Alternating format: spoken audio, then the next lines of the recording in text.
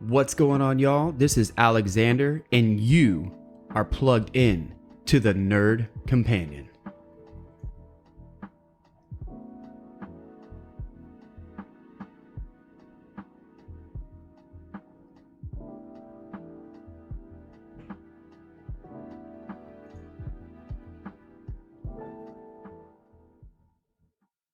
What's going on, y'all?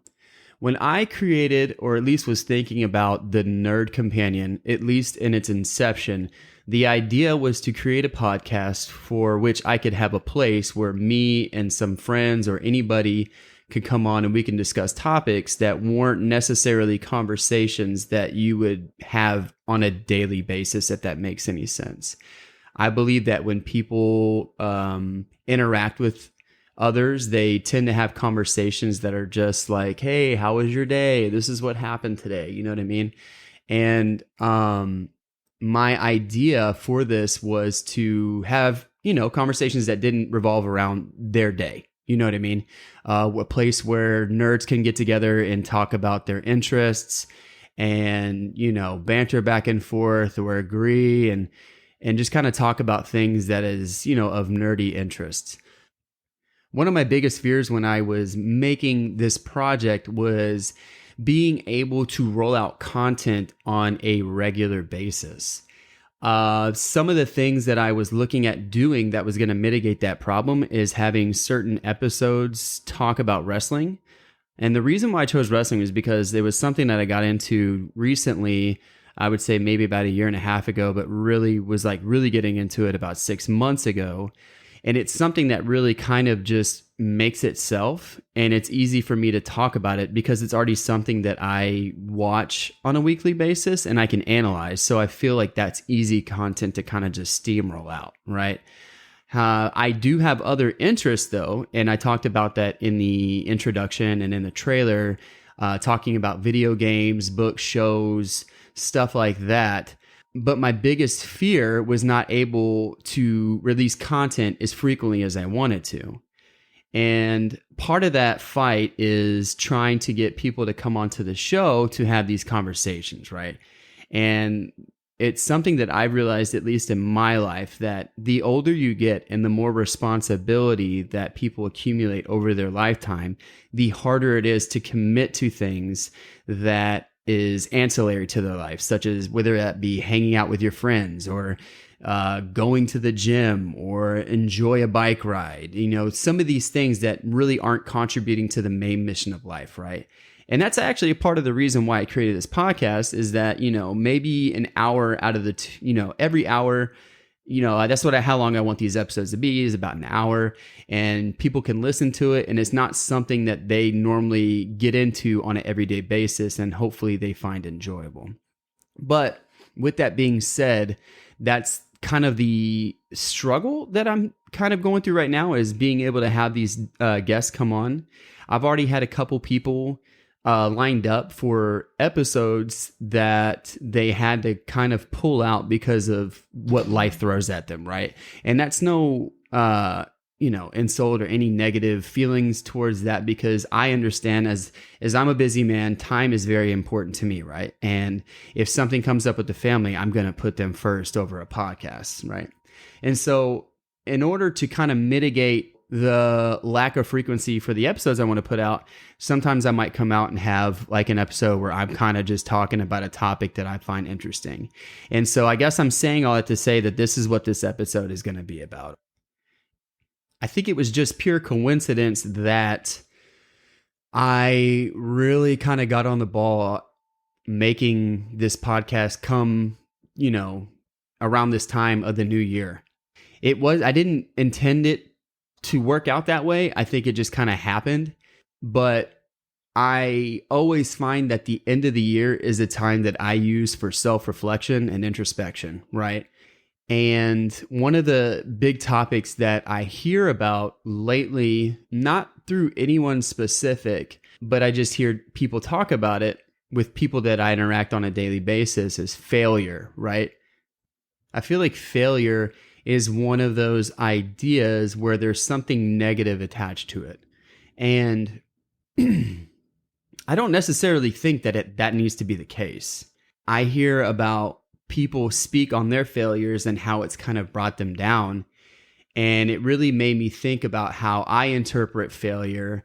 Does it exist? What is this existential concept that we use to measure our success in life, right? Some people may know this, others may not. But I served in the U.S. Navy from 2006 into 2013.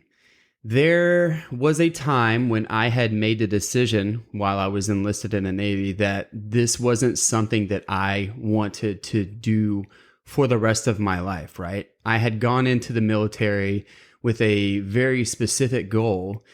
Some things had changed, and then I made another decision to get out. And I was going to utilize the benefits that were afforded to me by joining the military to kind of better my life, okay?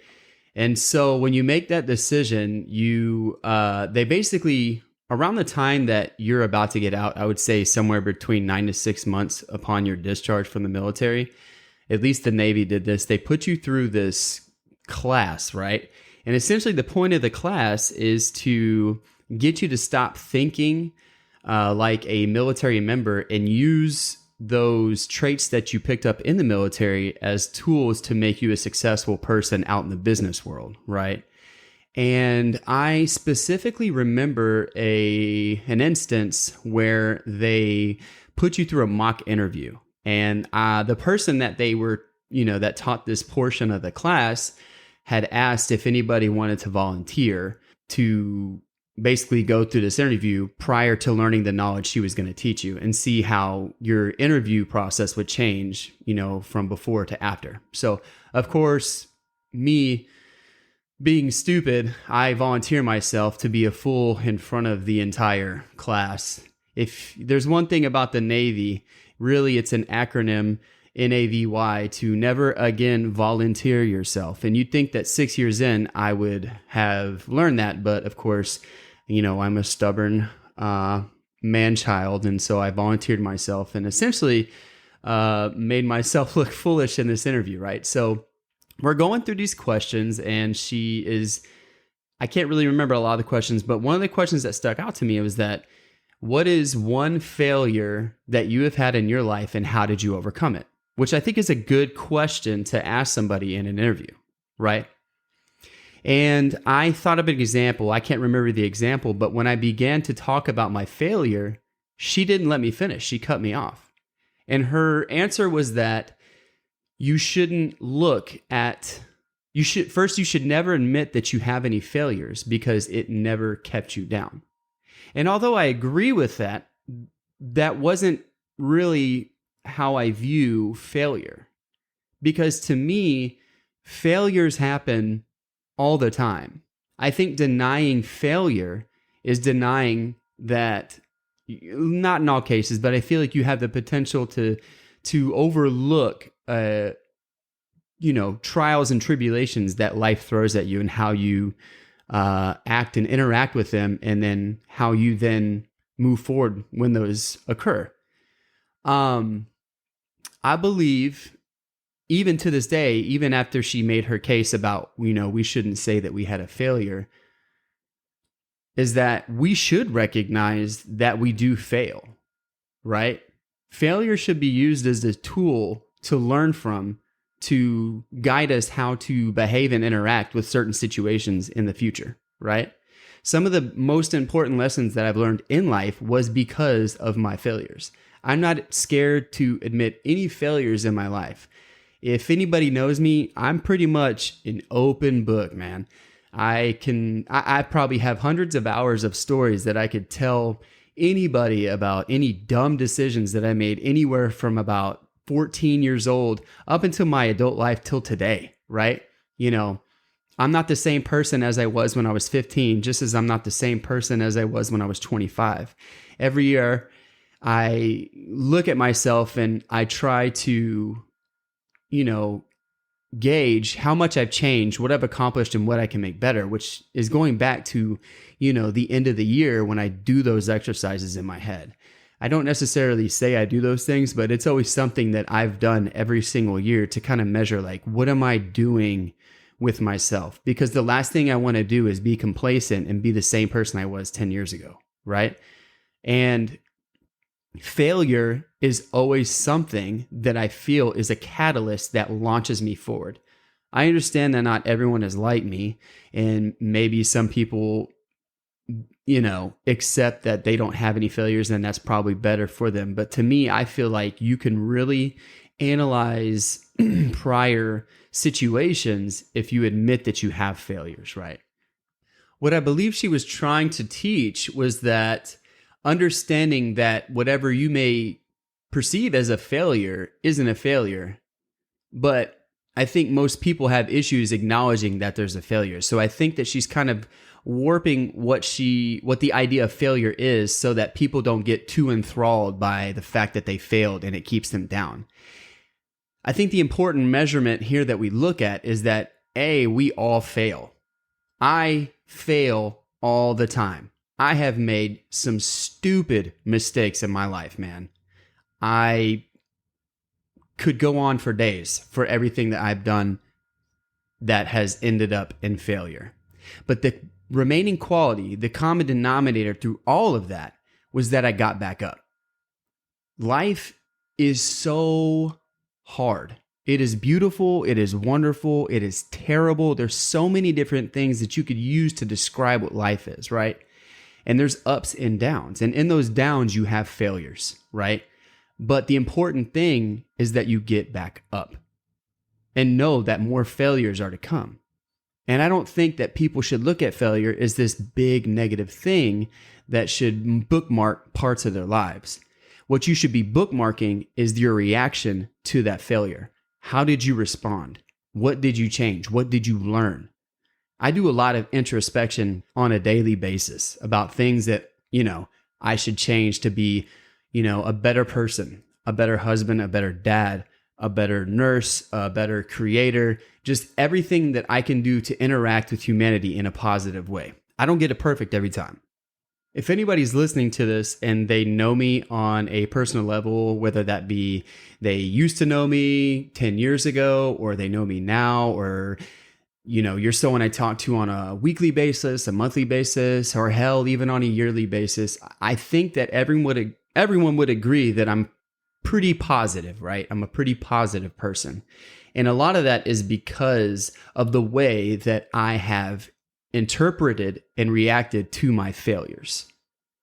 I remember while I was in the military, my job was an aviation electrician, okay? I joined when I was 19 and got out when I was 25. And I think I might have been around the age of 23. And a lot of my friends through social media were already getting into their careers. And I remember feeling unsure about my career, where I was at, because I wasn't necessarily completely happy with my job, right? And I think a lot of that had to do with the fact that I really didn't even know how to do my job. My first 2 or 3 years in the military, you're supposed to be doing your job and getting better at it. There's always this 6-month period where they kind of send you to go do random jobs as kind of like a soft hazing or something just to kind of trial you and do something different than what you were supposed to do in the military, at least on the Navy side. But I had come in at, times in the military where they were going through a command change. There were certain squadrons that were all, one conglomerate group, and then they decided that they were going to change that and break them all up into different squadrons again. And then, I was kind of got lost in the sauce, if you will, is that I was never really having the opportunity to do my job, because anytime that the chain of command changed, I was still being sent off to do another task and not learn my job, if that makes any sense. So this is going on for about 3 years while I'm in the military. And by that time, I'm seeing people that are coming in after me who are very proficient at their job, because they came in when, the squadrons were more organized and they managed, where they were being sent off to a little more, efficiently than they had looked at me. And I feel like I kind of got forgotten about while all of this was going on, which is fine because everything works out for a reason. And I, say that with every bad thing that happens in my life. Everything happens for a reason. I have to take a step back and remember that. But to go back to this is that I was on deployment and I just felt like I didn't understand anything about my job. And I know I upset the person I worked with. I don't think he was upset with me. Shout out to Justin Parker. He's a real smart guy, but he found himself having to explain what he thought elementary tasks were about this job. Because, being an electrician is a technical job, just like any licensing job. You have to know the trade. And I just didn't have that knowledge because I wasn't taught. So I come back and I'm working nights with a guy named Hatcher. Another shout out to Victor Hatcher. And I was transparent with him. I was like, man, I just, I think I want to change my job in the military. I don't really feel like this for me, but, I really want to learn this job. And he turns and talks to me. And, granted, this man's 32 years old. So he's got, a good 7 years of work experience on me. And he tells me, like, man, he goes, maybe this just isn't for you. And when he told me that, prior up to joining the military, I failed so many times, man. As a son, as a brother, as a friend, I have done stupid things. And that's how I ended up getting in the military, because I needed to get away from a shadowed past that I was realistically running from, which was, it all paid off in the end. So when I joined the military, I thought that this was it. This was my career. And then, I'm doing, aviation electronics. This is cool. Like, this is a cool job. It sounds awesome. And now I've got this guy telling me that maybe this is not what I'm supposed to be doing. So now I'm sitting here thinking, why have I been doing this for the last 4 years? I feel like I've been pouring my time into this, and this guy's telling me it's not for me. And I wasn't ready to hear that as a 23-year-old. I was not ready to hear that. But he was telling me something that I wasn't recognizing what he was saying until 3 or 4 years down the road, that I often think about every single day when I look at my life, because I feel like where I'm at right now is so sweet. I can't ask for a better life right now. But all of that is because of marked failures in my life and how I reacted to them. So Hatcher's telling me that maybe I'm not built for this. I remember just being offended. And he could see it on my face, because if anybody else knows me, that I wear my emotions on my sleeve. I don't hide anything. Like, if I don't like what you're saying, people call me out for rolling my eyes. And I don't even think about doing it. People just see it. Like, so people see my facial expressions. I'm a very expressive person. So a year down the road, I decide to get out of the military. And that's where I go back to this conversation with this interview person that's teaching us how to interview. And I'm looking back and I'm going, man, like, no, failures do exist. They happen. They happen for a reason. They happen to check you. They happen so they can test you. You know what I mean? Like, failures is the equivalent to the flames of a smithing, like, furnace, or whatever you call that big old, like, heating device where all the, fire is and stuff, right? Weapons aren't necessarily smithed, with, one introduction to the hot flames, man. Like, you go in there, you put it in until you are a well-tempered weapon. And it's the same thing for failures, is that it's an exposure to heat. It's an exposure to an uncomfortable experience, an exposure to something that is very hard that you sucked at that point in time in your life. And that's okay, because you're not going to be good at everything. You're not going to be good at everything. Some things in life that life throws at you, you're going to suck at. You can't be good at everything. You know what I mean? And I recognized this probably at 25, around the time I was getting out of the military, that I learned that failures were good. I think subconsciously I knew that because of how I was brought up. And I was subconsciously behaving in a manner in reaction to these failures that I had no idea I was doing, but I realized I was responding positively to failures because of how my outlook was changing when I decided to get out of the military. Like, my horizons were broadening because I was looking outward at a bigger picture. I was no longer looking at my situation in a microscopic level. I was thinking about how I'm going to move out from here. And I recognized I was doing that probably around the age of 25. Okay? I also think that a part of that is because I believe on every sports team that I have, and I know that everyone, that thinks about millennials, I am a millennial. Everyone that thinks about millennials is that like, oh, they were the kids that got trophies for everything, and they're going to think they're going to be good at everything.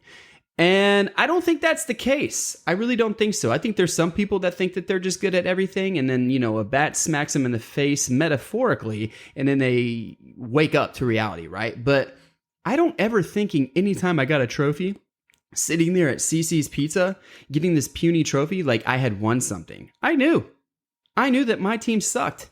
I knew that I sucked. And this was like every sport all year round. Whether it was soccer, baseball, basketball, football, our team sucked. Our team sucked all year round. Every year I got beaten down with failure. Beaten down with failure. It sounds like a sad story, but like I was failing at like everything. I was on terrible teams, but that's all good because it was building character, right? And I knew, man. I knew exactly what was going on.